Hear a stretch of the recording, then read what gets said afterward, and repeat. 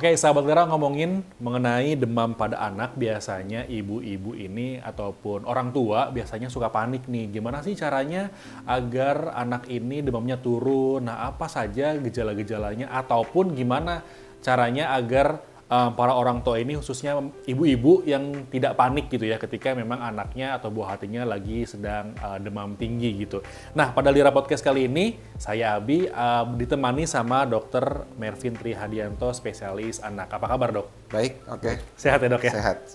Dok, kita akan ngebahas mengenai penanganan demam pada anak gitu ya, Dok ya. Ini biasanya sangat sering terjadi, apalagi di musim pancaroba seperti ini, hujan, terus tiba-tiba panas, terik gitu ya, Dok ya. Nah, sebenarnya pertolongan pertama ketika anak sedang demam itu apa, Dok? Pertama, pastikan ibu punya obat penurun demam. Ya, penurun demam. Ada dua yang direkomendasikan oleh IDAI dan American Academy of Pediatrics, yaitu ibuprofen atau paracetamol. Tapi jangan menggabungkan dua ini nih.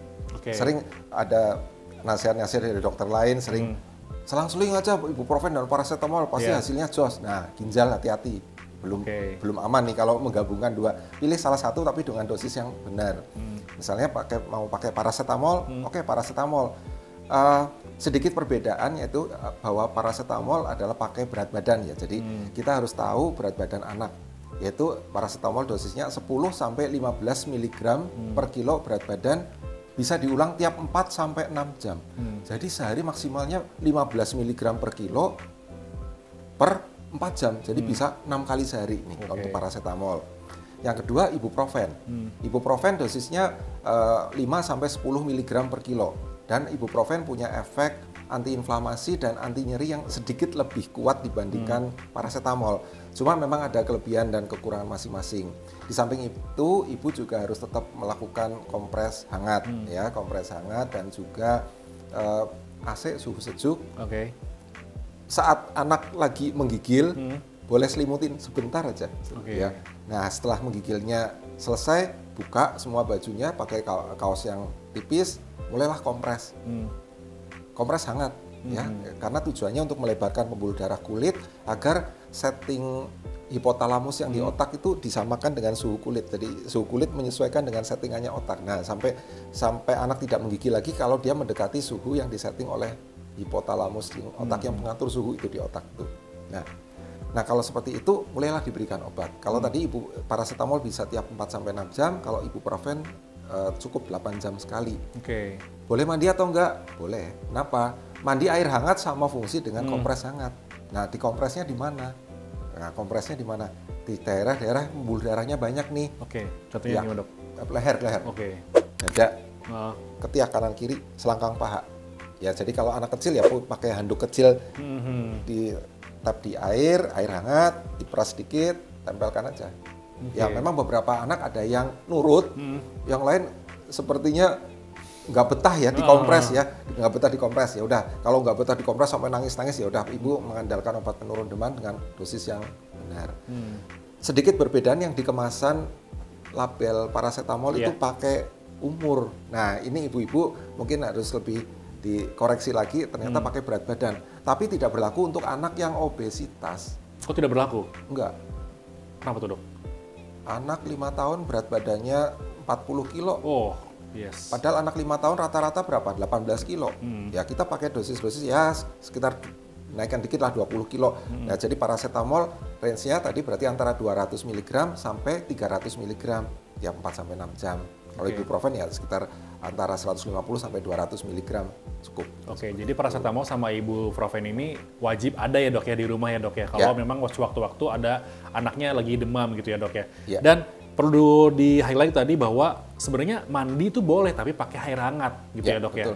Kalaupun memang tidak mandi ya dikompres gitu ya, Dok. Kompres sama air hangat. Tapi ini biasanya kalau anak demam itu biasanya rewel ya, Dok ya.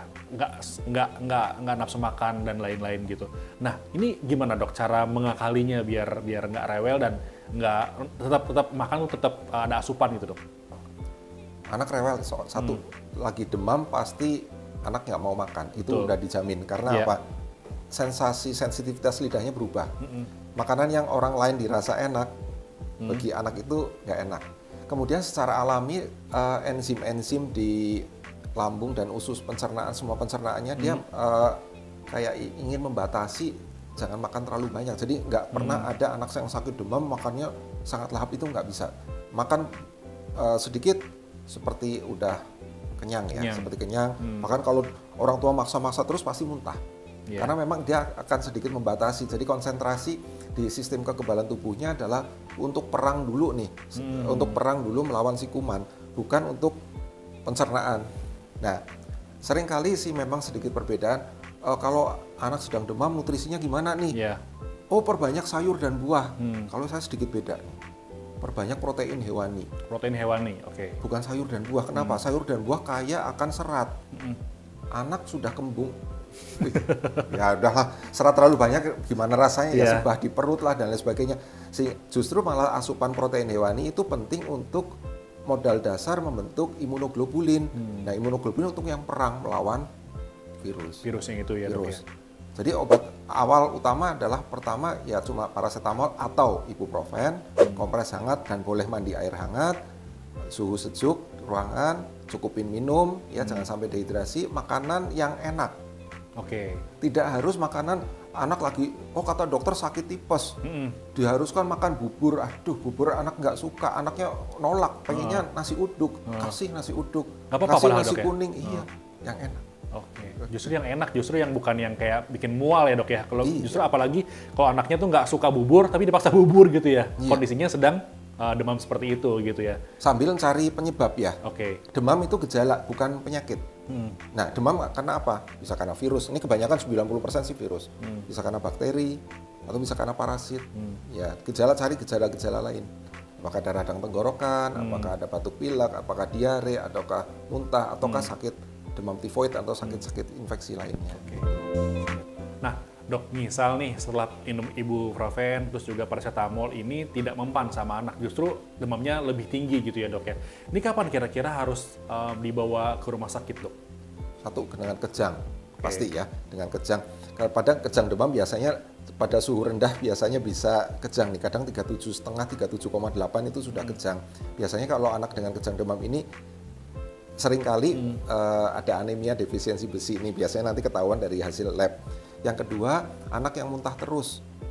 Ketiga, anak yang betul-betul menolak minum obat, ya, anak dan yang keempat, demam sangat tinggi, namanya hiperpireksia. Oke, waspada di atas 40.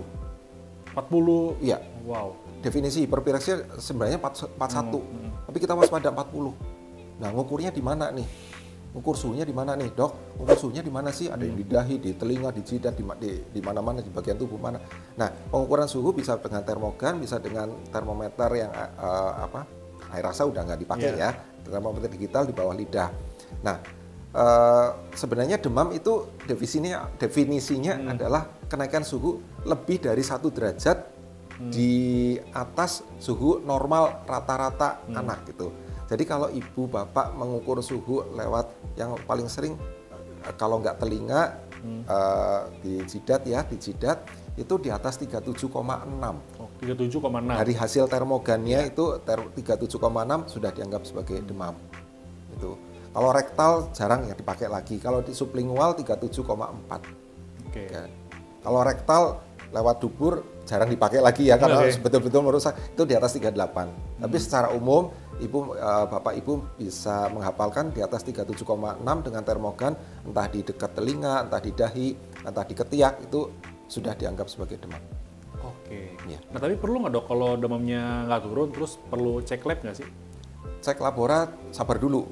Sabar dulu. Biasanya 3 hari. Ya, diwaspadai apa sih, sambil mungkin ke dokter dan mencari apa sih penyebabnya. Oh, diare, demam disertai diare. Berarti kan fokus utamanya pengobatan dengan diare. Nah, tapi kalau lewat 3 hari, lewat 3 kali 72 jam nih, hitungannya jangan hari pertama jangan dihitung dulu. Misalnya anak mulai demam di hari Senin. Senin pagi mulai demam. Kapan mulai cek laboratnya? Nanti Selasa pagi dihitung 1, Rabu, Kamis siang atau Kamis sore cek laborat. Ini untuk waspada demam berdarah. Nanti dilihat apakah trombositnya turun ataukah sel darah putihnya naik, berarti ke arah infeksi bakteri dan lain sebagainya. biasanya secara umum rata-rata setelah lewat 72 jam baru dicek darah. Kalau di awal biasanya hasil laboratnya sih masih normal-normal aja. Jadi dokter, ya sayang, pasien-pasien kadang datang loh baru demam hari pertama, Bu, ini nanti dicek lagi, datang ke dokter tapi disuruh datang lagi karena apa? Karena belum 72 jam dicek darahnya. Oke. Oke. Nah, Dok, ini kan biasanya yang sering ditanyakan sama ibu-ibu adalah, duh, kenapa ya anak saya demam ya? Padahal juga saya ngasih makan ya dengan nutrisi yang baik dan lain-lain. Ada nggak sih, Dok, faktor penyebab kenapa seseorang anak ini bisa terkena demam gitu, Dok? Ada nggak? Gara-gara apalah gitu? Apakah makanannya salah ataupun memang cuaca atau gimana, Dok? Demam kan itu anugerah Tuhan, itu untuk imun ya. Saat demam itu ibaratnya tubuh lagi mengaktifkan alarm agar tentara-tentara tubuh si sel darah putih ini lebih aktif perang. Kalau virus biasanya sel darah putih, virus sifatnya demamnya mendadak tinggi biasanya. Mendadak tinggi, kemudian anaknya kelihatan sakit, rewel dan lain sebagainya. Kalau infeksi bakteri dia biasa slow. Slow. Nggak ada infeksi bakteri yang hari pertama langsung suhu 40, nggak ada. Karena bakteri secara umum kan dia sifatnya membelah diri. Jadi dia dengan membelah diri kan perlu waktu slow dibandingkan dengan virus. Kalau virus masuk ke sel kemudian namanya replikasi. Replikasi berarti virusnya itu memanipulasi DNA sel kita untuk membentuk tubuh virus baru, terus sekali keluar satu virus masuk anaknya langsung ratusan gitu. Nah kalau bakteri kan satu jadi dua jadi empat. Nah seperti itu. Jadi kalau bakteri biasanya sifat demamnya lebih slow, kalau virus biasanya mendadak tinggi. Nah faktor biasanya dua ini virus kalau nggak bakteri. Ya ada mungkin parasit-parasit lain yang penyebab diare, giardiasis, kemudian amuba, entamuba gitu. Banyak, biasanya. Dok, ya sebenarnya? Iya banyak. Secara umum virus lah. 90% demam awal-awal itu biasanya karena virus. Siap. Nah, Dok, mungkin ini pertanyaan terakhir nih, Dok, nih di Lira Podcast kali ini. Gimana sih, Dok, bisa nggak sih kalau demam ini diminimalisir dalam artian gimana cara si bunda ini mencegahnya agar anaknya ini tidak keseringan demam gitu, Dok? Ada nggak sih tips and triknya gitu, Dok? Ini pertanyaannya malah sulit sekali saya jawab nih. Karena demam itu anugerah Tuhan untuk karena di sekitar kita full virus, full bakteri nih.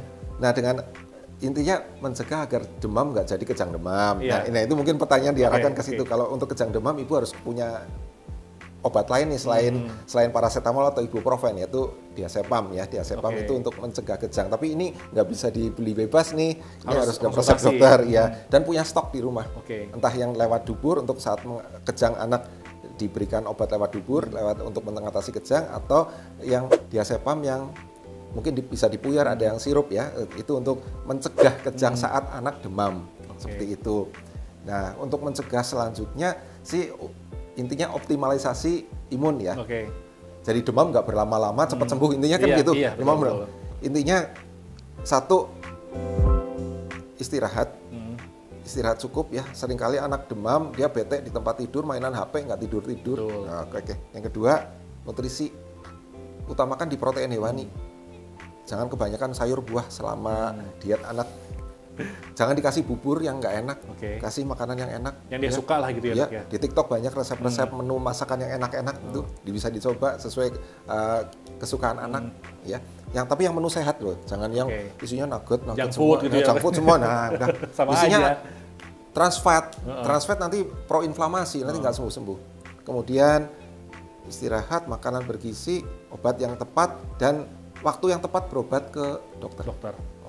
Itu menentukan juga untuk jangan di awal-awal nanti bolak-balik kekhawatiran. Dan penanganan yang benar, obat demam yang benar dengan dosis yang tepat sesuai berat badan tadi. Sedikit dikoreksi dengan berat badan. Sekali lagi ibuprofen 5 sampai 10 mg per kilo tiap 8 jam. Kalau paracetamol 10 sampai 15 mg per kilo, boleh diulang tiap 4 sampai 6 jam. Baik. Sudah cukup lengkap ya? Ada pertanyaan boleh? Apa benar bawang merah bisa penurunkan demam? Mitos apa kata, Dok? Sebenarnya bisa juga ya menurunkan demam dengan cara sedikit traumatik ya. Satu, anaknya diolesin bawang, dia kulitnya udah kayak panas ya. Demam si bawang ini dia sebagai vasodilator. Vasodilator jadi pembuluh darah yang di kulit ini sedikit melebar. Dengan melebar kan kita tahu pengeluaran panas, teori fisika, radiasi konveksi ya. Nah, itu bisa lebih cepat keluar. Tapi efeknya dikit, tapi efek iritasi kulitnya bisa gede nih. Ada anak-anak yang justru malah iritasi kulit, malah gatel, perih ya, kulitnya perih. Yang kedua, nggak suka makan. Bau bawang menurunkan nafsu makan. Nah, itu. Bisa, tapi bisa sedikit menurunkan, tapi antara manfaat dan kerugiannya lebih banyak kerugiannya nih.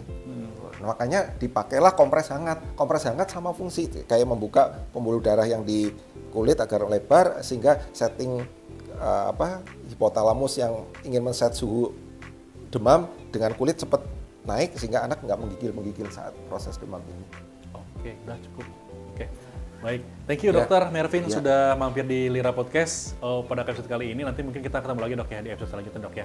Baik. Oke, sahabat Lira jangan lupa like, komen, dan juga subscribe. Dan juga saya mengucapkan terima kasih kepada sponsor kali ini yaitu Sofa Solution yang sudah mensponsori Lira Podcast kali ini. Saya Abi, Dokter Mervin pamit undur diri. Wassalamualaikum warahmatullahi wabarakatuh.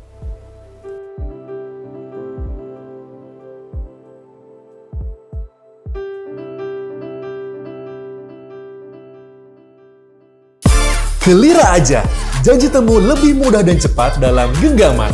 Gratis, produk dan merchandise untuk pasien baru. Download aplikasinya sekarang.